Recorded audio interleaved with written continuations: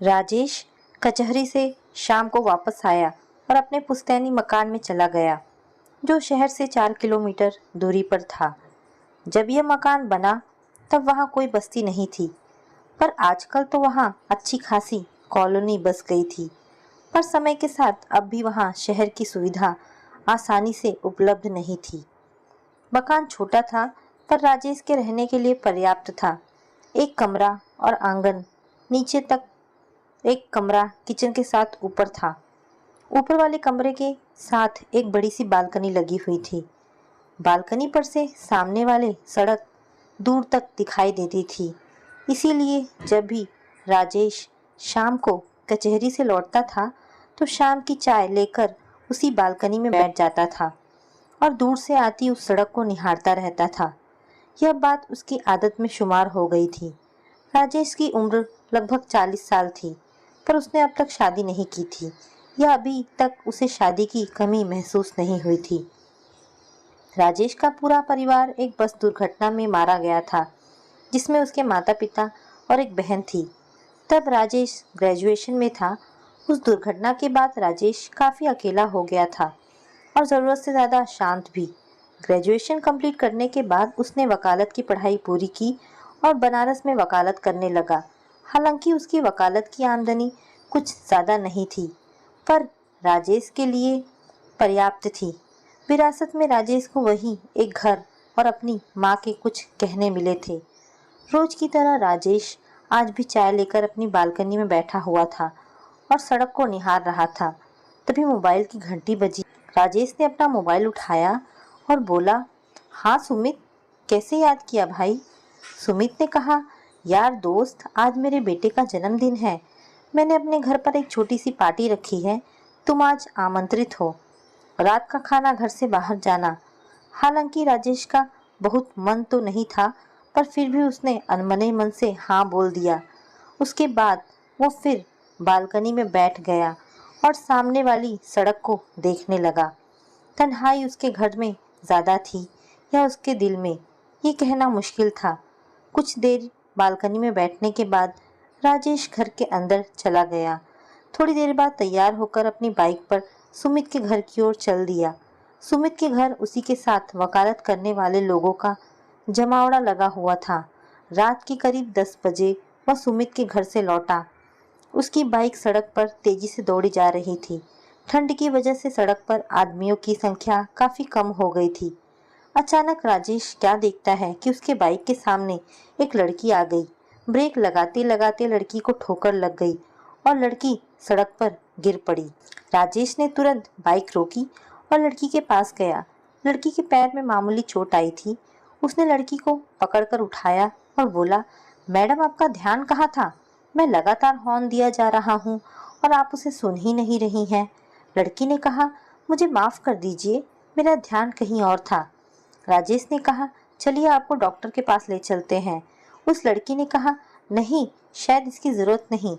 राजेश ने कहा, ज़रूरत है, यह ठंड की चोट है, अभी मालूम नहीं पड़ रही, रात में आपको दिक्कत हो सकती है, बिना वजह आपके घर वाले परेशान होंगे।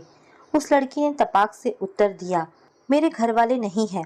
राजेश ने कहा, तब तो आपको ज़रूर मेरे साथ चलना चाहिए डॉक्टर के पास। इसके बाद राजेश के आग्रह पर लड़की राजेश के साथ डॉक्टर के पास चलने के लिए राजी हो गई। डॉक्टर ने उसकी मामूली मरहम पट्टी करके उसे छोड़ दिया। डॉक्टर के क्लिनिक से निकलकर राजेश ने लड़की से पूछा, आपको कहाँ छोड़ दूँ? लड़की ने कहा, मैं हॉस्टल में रहती हूँ, पर वह यहाँ से बहुत दूर है। मैं पास के ही पब्लिक स्कूल में पढ़ाती हूँ। आज बच्चों का वार्षिक उत्सव था, इसीलिए मुझे लौटने में काफ़ी देर हो गई। अब पता नहीं हॉस्टल तक मुझे कोई सवारी मिलेगी कि नहीं। राजेश ने कहा, एक बात कहूँ, आप बुरा तो नहीं मानेंगी? लड़की ने कहा, नहीं, बोलिए। राजेश ने कहा, मेरा घर पास में ही है और मेरे घर में मेरे अलावा कोई नहीं रहता है। आप चाहे तो आज की रात आप मेरे घर पर गुजार सकती हैं। वैसे भी डॉक्टर ने आपको आज की रात एहतियात बरतने को कहा है। लड़की सोचने लगी। राजेश ने कहा, देखिए, रात काफ़ी हो चुकी है, ठंड बढ़ती जा रही है और रास्ता सुनसान होता जा रहा है और आप कह चुकी हैं कि आपका हॉस्टल यहाँ से काफ़ी दूर है। अब आप चुपचाप बेहिचक मेरे घर चलिए। मैं पेशे से एक वकील हूँ, आप मेरा विश्वास करिए, आपको तनिक भी डरने की जरूरत नहीं है। लड़की ने एक बार सड़क पर निगाह दौड़ाई जो लगभग सुनसान हो चुकी थी और इसके बाद हामी भर दिया। राजेश ने लड़की से कहा कि आप बाइक के पीछे बैठ जाइए। इसके बाद राजेश ने बाइक स्टार्ट की और अपने घर की ओर दौड़ा दिया। रास्ते में राजेश ने लड़की से पूछा, अगर आपको कोई कष्ट ना हो तो क्या आप अपना नाम बताना पसंद करेंगी? लड़की ने कहा, रश्मि, और मेरा नाम राजेश है। इसके बाद पूरे रास्ते दोनों के बीच कोई बातचीत नहीं हुई। घर पहुंचकर राजेश ने रश्मि से कहा, आप नीचे के कमरे में आराम से लेट जाओ, मेरे सोने का कमरा ऊपर है। अगर आपको रात में किसी भी चीज़ की ज़रूरत हो तो बेहिचक मुझे पुकार लीजिएगा। इसके बाद शुभ रात्रि कहकर राजेश ऊपर चला गया। राजेश कमरे में आकर अपना नाइट सूट पहना और कुर्सी लेकर बालकनी में बैठ गया और उसी सुनसान रास्ते को निहारने लगा। थोड़ी देर बाद रश्मि ने पीछे से आवाज़ दी, सुनिए। राजेश झटके से पीछे मुड़ा और बोला, क्या बात है, कुछ चाहिए? रश्मि ने कहा, मुझे अकेले कमरे में डर लग रहा है। अगर आपको कोई ऐतराज़ ना हो तो मैं आपके कमरे में ज़मीन पर सो जाऊंगी। बात दरअसल यह है कि हॉस्टल में भी मैं कभी अकेले नहीं सोती हूँ। राजेश ने असहाय दृष्टि से एक बार रश्मि को देखा और बोला, ठीक है, आपको ज़मीन पर सोने की ज़रूरत नहीं है, मैं फोल्डिंग चारपाई डाल देता हूँ। रश्मि चारपाई पर सो गई। एक बार फिर राजेश चाय लेकर बालकनी में बैठ गया और सुनसान रास्ते को देखने लगा। काफ़ी देर बाद राजेश बालकनी से उठकर कमरे में आया, इस उम्मीद से कि अब तक रश्मि सो चुकी होगी, पर क्या देखता है कि रश्मि जाग रही है और अपलक छत को देख रही है। राजेश ने कहा, क्या तुम्हें नींद नहीं आ रही? कहीं मुझसे डर तो नहीं लग रहा? रश्मि ने कहा, नहीं, आपने मेरी इतनी सहायता की है तो आपसे डर कैसा, और इतने दिनों में मैं आदमी पहचानना सीख गई हूँ। रश्मि ने राजेश से पूछा, क्या बात है, आप घर में अकेले क्यों रहते हैं? कहाँ है आपका परिवार? राजेश ने कहा, हाँ, मैं घर में अकेले ही रहता हूँ। एक एक्सीडेंट में मेरे सारे परिवार की मृत्यु हो गई थी, तब से मुझे अकेले रहने की आदत हो गई है। रश्मि ने पूछा, लेकिन आपने अभी तक शादी क्यों नहीं की? राजेश ने कहा, मेरा सब कुछ एकाएक समाप्त हो गया था, शायद इसीलिए अब मुझ में कुछ भी खोने की हिम्मत नहीं है। राजेश ने कहा, और तुम अपने बारे में कुछ बताओ। रश्मि ने कहा, आपको अपनों का साथ कुछ समय तक मिला भी है, मुझे तो अभी तक कोई अपना मिला ही नहीं। मैं बचपन से अनाथ हूँ। कक्षा 1 से लेकर ग्रेजुएशन तक मैं अनाथालय में रही हूँ। कुछ दिन पहले जब मुझे पब्लिक स्कूल में टीचर की नौकरी मिली तो मैंने अनाथालय छोड़कर गर्ल्स हॉस्टल में रहने आ गई और अभी मेरा स्थायी पता गर्ल्स हॉस्टल ही है। मैंने तो कभी महसूस ही नहीं किया अपनों का प्यार। आपके पास सब कुछ था जो आपसे छिन गया, और मेरे पास कभी खोने के लिए कुछ था ही नहीं। बस आप में और मुझ में इतना ही अंतर है। आपने आज इतनी हमदर्दी दिखाई तो मैंने अपना दुख आपसे कह दिया, अन्यथा मैंने कभी किसी से अपने मन की बात नहीं की। राजेश ने कहा, चलो अच्छा ही है, अनजाने में ही सही तुम्हारा मन थोड़ा हल्का हुआ। चलो अब सो जाते हैं, रात काफ़ी हो गई है। इसके बाद राजेश ने कमरे की लाइट बंद कर दी और पलंग पर आकर लेट गया, पर आज उसे नींद नहीं आ रही थी। रश्मि की बातों ने शायद उसके प्रति हमदर्दी पैदा कर दी थी। कुछ समय के लिए ही सही, राजेश अपनी परेशानी भूलकर रश्मि के बारे में सोच रहा था। सुबह के अलार्म के साथ राजेश और रश्मि दोनों की ही नींद टूटी।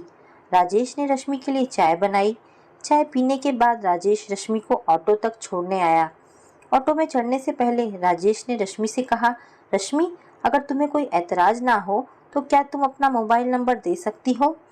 रश्मि मुस्कुराई और बोली, क्यों नहीं। इसके बाद ऑटो चल पड़ा। राजेश और रश्मि एक दूसरे को अपलक देखते रहे। राजेश घर लौटा और कचहरी जाने के लिए तैयार होने लगा। कचहरी से लौटने के बाद वह चाय लेकर बालकनी में बैठ गया, पर आज उसका ध्यान सड़क पर ना होकर रश्मि की तरफ था। आज पूरे दिन कचहरी में भी उसका ध्यान रश्मि की ही तरफ था। पता नहीं क्यों उसे रश्मि के प्रति एक आकर्षण सा महसूस हो रहा था। एक नज़र उसने अपने मोबाइल में रश्मि के नंबर पर नज़र डाली और रश्मि का डायल नंबर कर दिया, पर उसने तुरंत ही काट दिया। इसके बाद वह शाम को बाहर घूमने के लिए निकल पड़ा। बाहर खाना खाने के बाद राजेश घर लौटा, पर न जाने क्यों रश्मि का ख्याल उसके जहन से उतर ही नहीं रहा था और उसने रश्मि का नंबर डायल कर दिया। रश्मि ने फ़ोन उठाया। राजेश बोला, रश्मि अब तुम्हारा पैर कैसा है? रश्मि ने कहा, बेहतर है। रश्मि ने कहा, आप कैसे हैं? आज आपका दिन कैसा बीता? राजेश ने कहा, ठीक हूँ। आपने खाना खा लिया?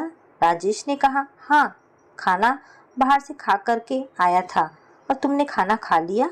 रश्मि ने कहा, मैं खाना थोड़ा लेट खाती हूँ। इसके बाद फ़ोन पर एक शांति छा गई।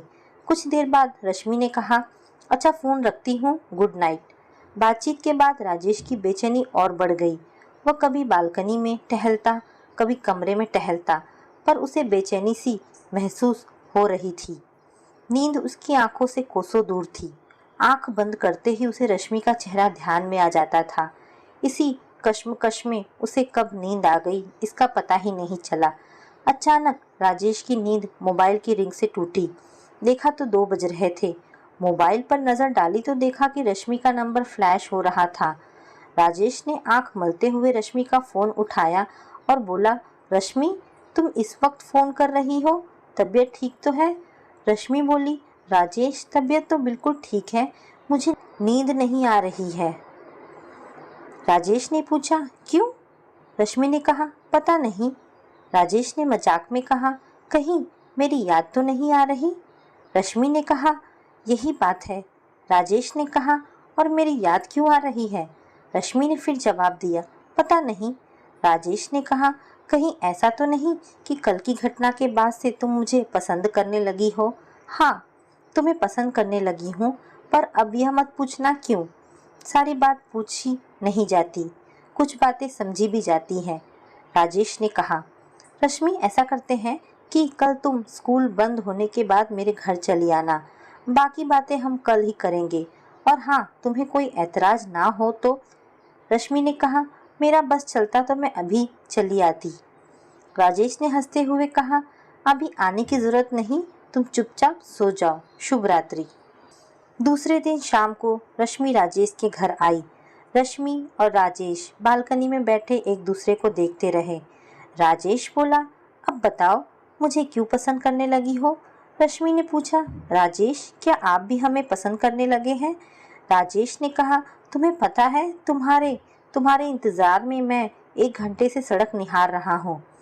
रश्मि ने राजेश का हाथ पकड़ा और वह बोली, राजेश पिछली रात जो तुमने मेरे साथ हमदर्दी दिखाई वह मुझे आज तक किसी से नहीं मिली। तुम में कुछ तो बात है जो मैं तुम में अपने दिल की बात कह रही हूँ। राजेश, मेरी ज़िंदगी में ठहराव ला दो। मैं लक्ष्यहीन होकर आगे नहीं बढ़ना चाहती। मैं तुम्हारी हमसफ़र बनना चाहती हूँ। राजेश ने कहा, रश्मि तुम नहीं जानती हो तुम मुझे कितनी बड़ी खुशी देने जा रही हो। मैं तुमको अपना जीवन साथी बनाने के लिए तैयार हूँ। हम कल ही कोर्ट में शादी कर लेंगे। राजेश ने रश्मि का हाथ अपने हाथ में ले लिया और रश्मि की आंखों में आंसू बहने लगे। राजेश ने कहा, लेकिन मेरे में एक कमी है। रश्मि ने कहा, मैं कुछ नहीं सुनना चाहती। अरे सुनो तो सही, मेरे और तुम्हारी उम्र में काफ़ी फासला है। कहाँ मैं 40 साल का और कहाँ तुम 25 साल की।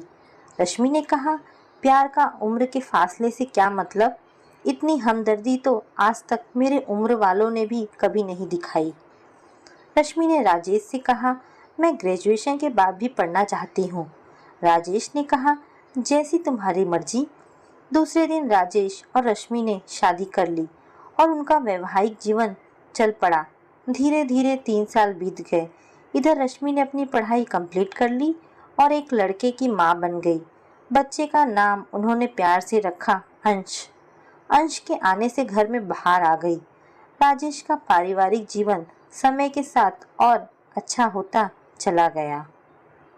दोस्तों, ये कहानी यहाँ पर समाप्त होती है। आशा करती हूँ आपको ये कहानी पसंद आई होगी। अगर आपको कहानी पसंद आई है तो प्लीज़ इसे लाइक एंड शेयर करें। धन्यवाद दोस्तों।